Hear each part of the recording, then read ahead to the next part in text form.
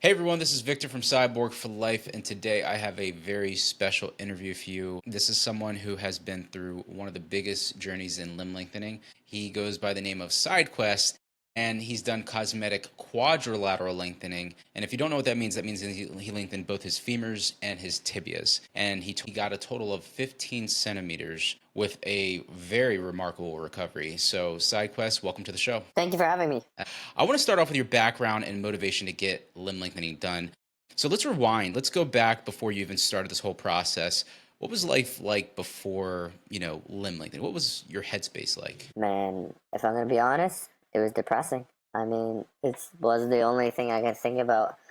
Anything I did, I felt like people just judged me on my height. Like, they'd be like, oh, the short guy. That's how they would describe you. Any of your accomplishments, they would just be minimized to the short guy. So it kind of sucked. It felt like I was being ambitious and trying to accomplish so much, also that people can just see me as the short guy, and it really sucked. You felt like the shortest guy in the room. What was your height before you even got the first surgery done? Yeah, it was about 5'4.5". And how did you find out about limb lengthening? Well, funny enough, I actually emailed Dr. Paley when I was like 15, and just be like, hey, I can't afford this, but can you please do this for me, please? And obviously, you have to save up the money for it. But it all started off really in once I got to college, end of high school. Like in elementary school, it doesn't really matter how tall you are. If you're good looking, you can kind of get away from it because everyone is within the same height range. But it's really when you get to the end of high school or beginning of university, that's when everyone really starts to grow, and that's when you start to fall behind. I started to see that everyone started to get taller and taller, and I was just like the same height. And by the time I got to college, like the average girl in university was taller than me, which was just like weird. Like even I was wearing lifts going to school, and girls were always taller than me on average. And I'm a pretty good looking guy. Like I've been called handsome a lot. I've been tagged in those memes of when he's really handsome but he's short kind of thing. And so I was able to become close with girls and talk to them and stuff, but they would just never date me. Like they'd be like, "Oh yeah, like you're so good looking, whatever. It's too bad you're short." And I'm like, "Oh yeah, ha ha, like whatever, just shrug it off." Yeah, eventually it just got to the point where I'm like, man, like it just got depressing. Like when I was in university, I'm not lying. I every couple of days I was crying. Like there wasn't a week that was going by that I wasn't locking myself in my room and just crying. Like it was just so depressing. It felt like I was invisible and I was alone. I was in this dark abyss and I just couldn't get out of it.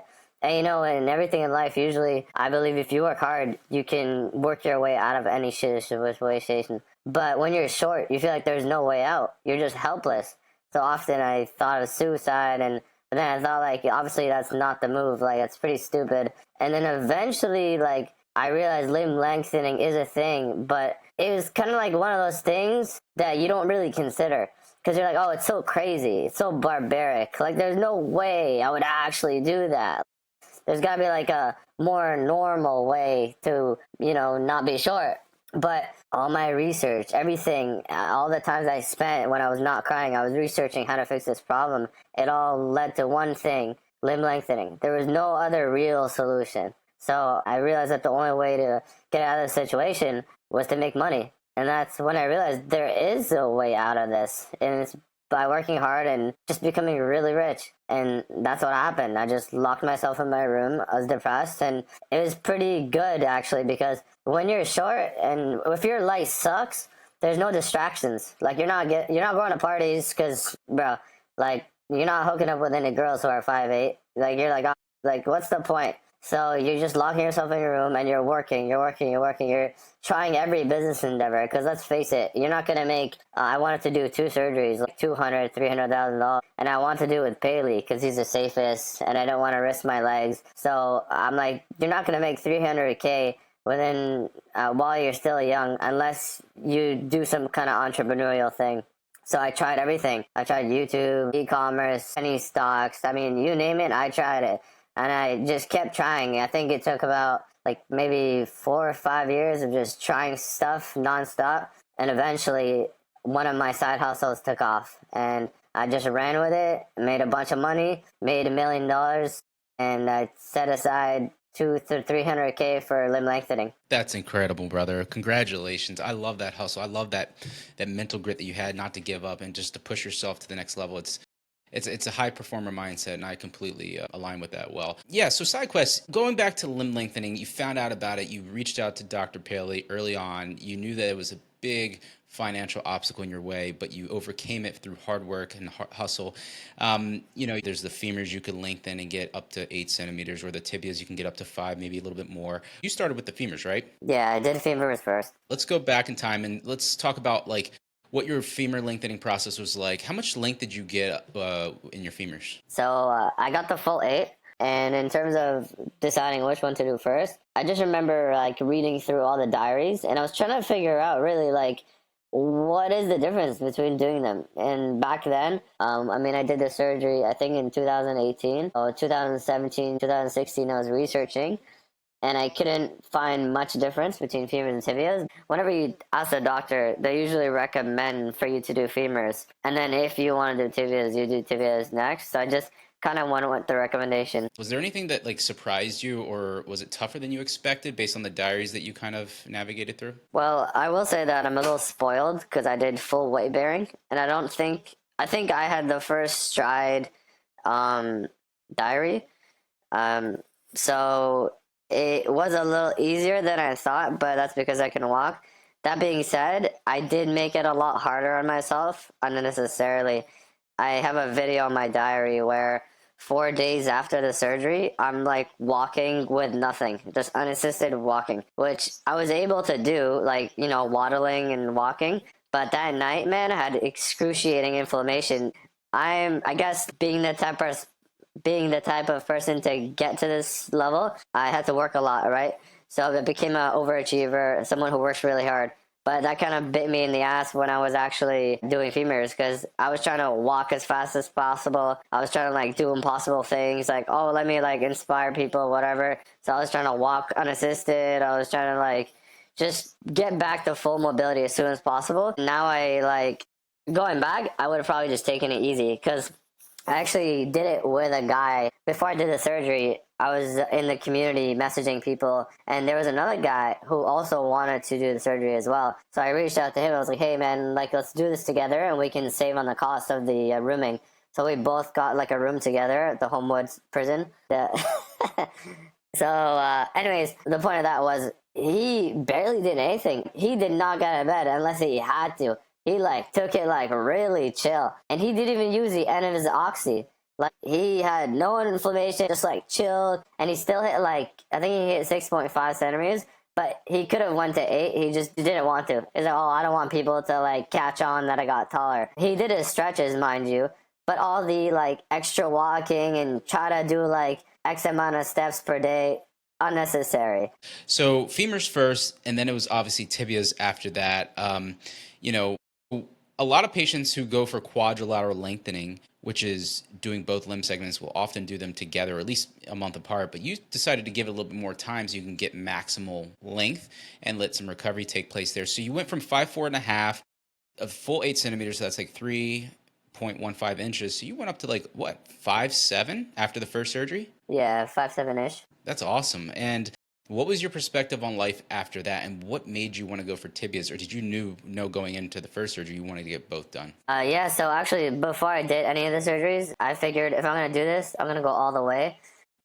I guess because I was short my whole life, I wanted to not just be average, but have like a good, above average life. So I knew from the start that I was going to go for the full femurs plus tibias. But that being said, I didn't realize how different life would be just from 3 inches. Because, like, you think about it, 8 centimeters doesn't sound like a lot, especially if you're 5'4.5".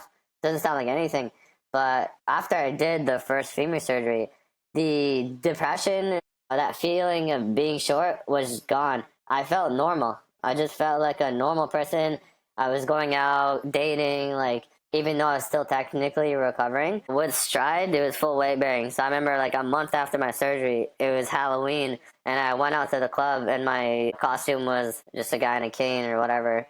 And even though I actually needed the cane, so I was like dancing with a girl, and she took away the cane, and then my brother was there, and he's like, "Oh shit!" And like came running, and I was like, "Yo, I need the cane." Anyway, going back to it, after I was actually done, and I went back home.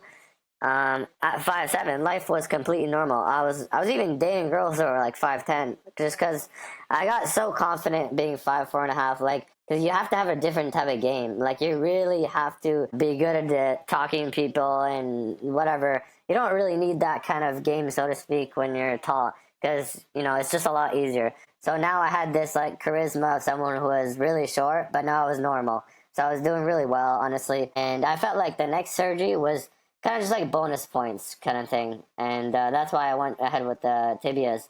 I was trying to go for the glory. So a lot of your tribulations early on in life really kind of prepared you for enhancing the different areas. You were 5'7" ish after femurs, and then after tibias, how much did you end up getting there? Yeah, so the tibia story was a little complicated. So first, I think I got to like 3 centimeters, and Dr. Paley was talking about stopping me. He was like saying my left leg was just too tight. I remember him saying it's quote unquote stop worthy because I couldn't hit like a certain level of dorsiflexion. I think that's because at the time me and my buddy were like traveling a lot. So this guy that wanted to do it with me, he had a private house somewhere not in Florida. So he kept wanting to go there so we can stay there for free. But all the flights, like going back there and back and forth, I was missing a lot of PT, but also all the flying, I was getting swollen. So, anyways, 3 centimeters, I was about to get stopped. And then I just told my buddy, I was like, hey, listen, like, it's been nice, but yeah, I gotta stay here. Like, I'm not going anywhere. I'm not trying to get stopped at 3 centimeters. So, anyway, so then after that, it was pretty smooth sailing, but I had to stretch way more than femurs. Femurs compared to tibias is a walk in the park. Standing, like, obviously there's pain and nothing is easy. Like, femurs and tibias are both hard. But with femurs, the workload is less. You have to stretch 4 times a day. I think it was 5 stretches. I'm actually doing those stretches right now in preparation for whenever PMAX that comes out. With tibias, like, if you want to go above 5 centimeters, you have to stretch every hour for 30 minutes. Like, there's no way around it.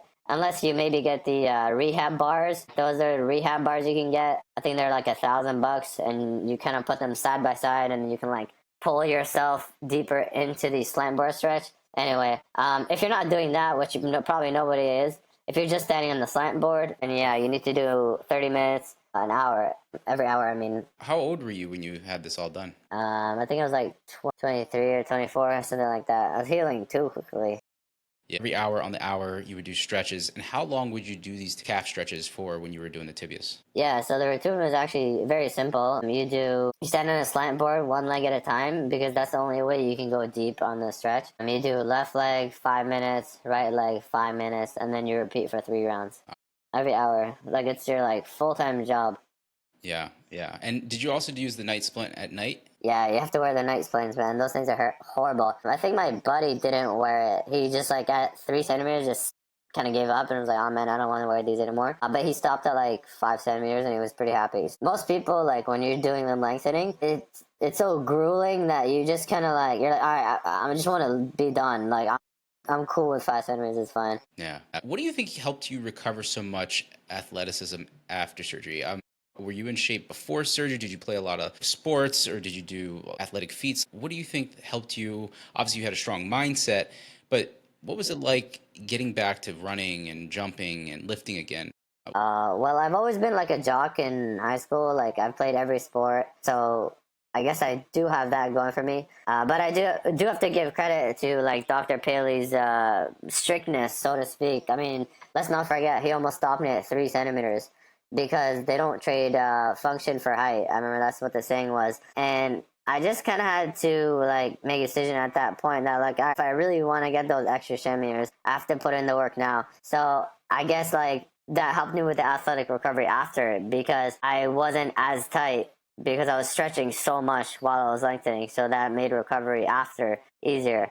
But then after I fully recovered and the rods came out, I just started playing a lot of sports because I love playing sports like basketball. I was trying to dunk, which I mean I was able to touch the rim, but trying to dunk at 5'10.5" is pretty hard. So I just started playing all the sports like basketball, soccer, hitting the gym, and I love like fitness and just playing sports in general. So that's what I was doing a lot. And I remember one summer I was playing basketball almost every day. And then you get like these weird pains randomly. It's like muscles waking up, I call it. But yeah, think that's just what helped me get back to normal fast. It's just you gotta do the things that got you there in the first place, and you do that again, and that's how you recover. I love that. And I remember you saying that in your video, saying whatever you were doing before, try to get back to doing those things again, and you'll regain a lot of your athleticism. I think a lot of people are fearful of doing that because they're like, I'm going to break, the bone isn't strong. Did you notice any changes in your physiology, like the way your body functioned after getting new height? I think before I was like 155 lean with abs, Hmm. but now I'm like 175 with abs. So that's kind Wow. of nice. But it's because you're taller, right? Yeah. Like you're just a bigger person. So I'm sure if I did another 8 centimeters, I'd probably be like 185 or 190 with abs. So you're just a bigger person. So, have you noticed changes in how people interact with you or your own self confidence? Yeah, I mean, life has completely changed. Before, I remember it was almost like anything I do would eventually boil down to, oh yeah, but you're short.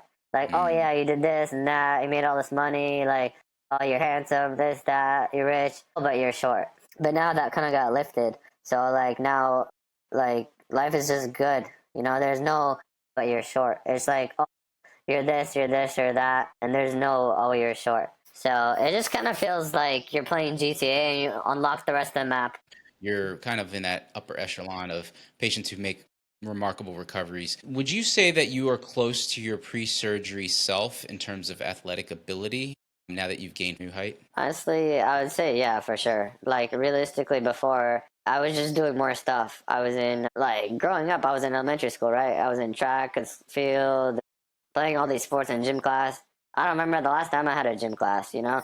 I'm sure if I was doing all those things, like playing all these sports every day for recess when you're a kid, I would be exactly like I was before. So minus that, yeah, exactly how I am like before. I play sports now with friends, hit the gym, like I'd say basically the same. I'd say I'm back to baseline for sure. That's awesome. That's great to hear.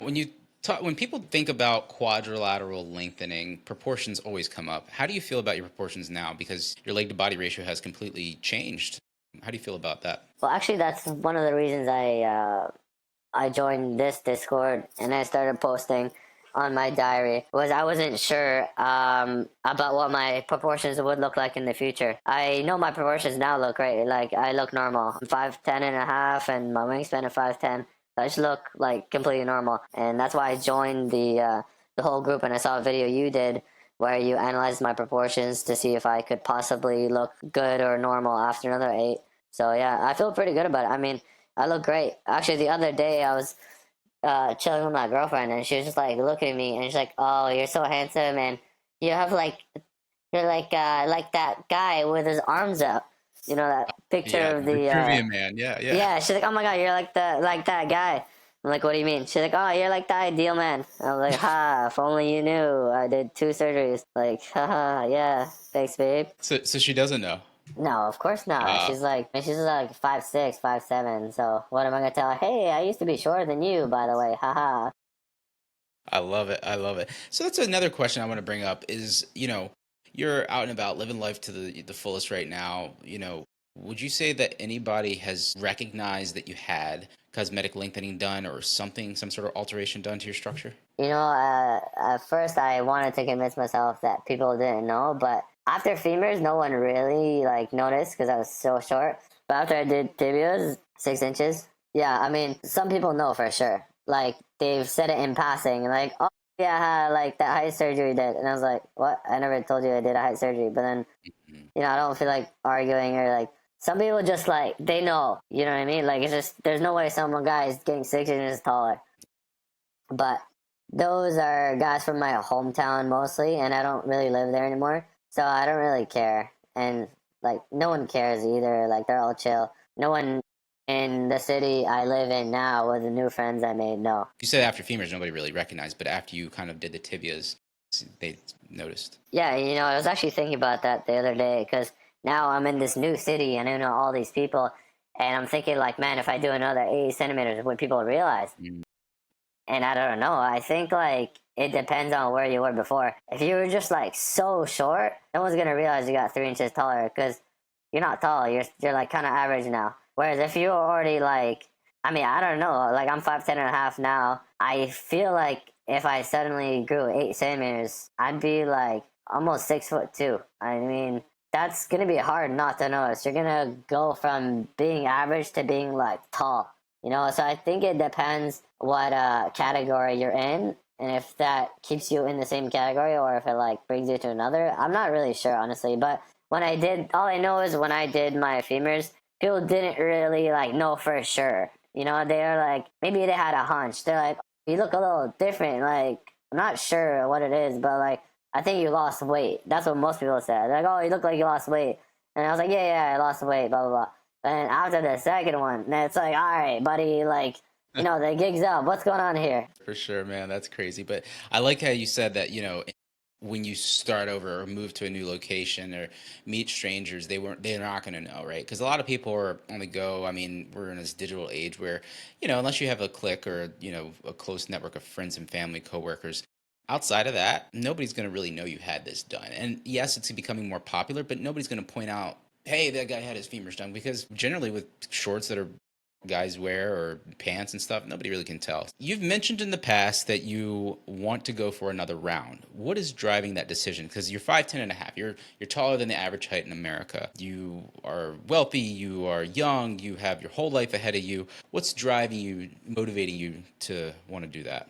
Honestly, it's a tough question, but is my life good now? Yeah, it's pretty good. I'm not gonna lie. Like, dating is good. No one calls me short. I do feel above average most of the times. But I remember like the first time I did LL, it was not to just be like average, but to feel like I'm actually tall and like to feel some kind of a like glory, so to speak. And I thought like when after I did tibias that I would have that. But then I realized shortly after that, hey, actually 5'10" is pretty average. Like, it's a little above average, but you're still kind of average. And then I just like, I'm going through life, and I have a lot of tall friends who are like 6'2", 6'3", 6'4", and the way girls bend over backwards for them when they have nothing going for them in their life is ridiculous. And I just see like this toxic ex who like just treats his girl in the worst way possible, and she just puts up with it because he's like 6'3", and it's like, bruh, these guys are living life on a cheat code. I'm not saying I want to be a bad person, but I have the money for it, and my experience with Stride was pretty amazing. If I could do full weight bearing, I would totally do it again. 1 year sacrifice, and not even, and then you get to live the rest of your life with cheat codes enabled. So it's kind of like a why not? Like, if full weight bearing never comes out, I probably won't do it because my life's already pretty good. But if full weight but does come out, I'm for sure gonna do it. So I guess it's just like, I mean, ask yourself this question: if you've ever played GTA, why turn the cheat codes on? You can play the game without the cheat codes on, right? It's still gonna be fun. Yeah, it's gonna be a little tougher. You're gonna struggle a little more, but you don't have to turn the cheat codes on, right? Well, I feel like it would. LL is really like turning the cheat code on, because every time you get taller, it's funny. It's so symbolic of a rebirth, because like you wake up in the hospital and you're like, oh, I can't walk, and it's like you're being reborn again. And every time you get reborn, your life dramatically changes in every aspect. The way society sees you, the way women see you, just like everything around you just feels like you have entered a new level on the game. So that's what I would say. I mean, I really respect Dr. Paley and what he's done and how he doesn't sacrifice mobility and function for height. But hopefully, he doesn't change his mind. I love that. I really like that you brought up that point about like kind of being reincarnated to a higher version of yourself, kind of like a 2.0. What pieces of advice can you give to patients? Safety, safety, safety. I know it sounds boring, but don't forget you only have one pair of a good life. That's it. Something bad happens, you're cooked. And I remember even at the Paley Institute, a lot of people, they go overseas, they try to save a few bucks, and then end up back at Paley for some corrective surgery because they tried to do it the cheap way. And you really can't cheap out. And sometimes you can finesse your way into a good deal, and maybe sometimes if you go to like LA or Miami, you're getting overcharged on something. But in limb lengthening, usually you get what you pay for. So yes, Paley is expensive, but there's a reason. You get quality, you get safety, and but I get it. Like I understand the guy who's sitting there at home and saying, you know what, I don't care. I'm gonna go to India. This is all I can afford. This is what I'm gonna do. Because that was me at one point. I remember I didn't think it was possible for me to make that much money, to be honest. And when you're that short, you're kind of self-hating. Like you don't care. You're like, all right, I don't care. Like I'll put myself in a situation where I'm laying on a hard metal bed with external fixators with 100 other patients in the room. Like, I don't care. I'll do that to myself. And it's this dark place that we all come from. So I get that. But you got to be responsible. You got to realize, listen, you only have one pair of legs. Don't screw it up. Just work a little harder, be a little more patient, make a little extra money for that safety, for that cushion that you're going to be on the other side of things. Absolutely. So well said. Side quest, if you could do it all over again, would you change anything? If I could do tibias again, I would invest $1,000 and buy the I think it's called rehab bars. That's the only thing I would change, and I probably wouldn't have to stretch every hour because man, the stretch on that thing is crazy. You can get the full stretch. I probably would have hacked it. That's like the hack for tibias. Besides that, I think I did pretty well. That's a really cool point that you brought up because the weight bearing now allows for that gravity assisted stretch on the tibia. SideQuest, this has been amazing, man. Thank you so much for sharing all this, your experience, your journey. It's inspiring to see how far you've come. I mean, your remarkable recovery. What's the best way for people to contact you or follow your journey and connect with you?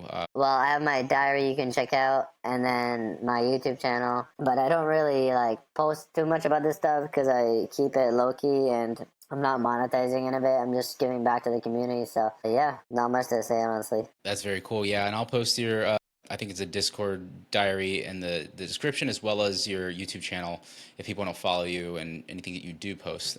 They can kind of connect with you, ask some questions. Thank you for sharing all this. And guys, like I said, if you want to connect with SideQuest, you can find all his contact information in the description below. Yeah, until next time, this is Victor from Cyborg for Life, signing out. See you guys next time.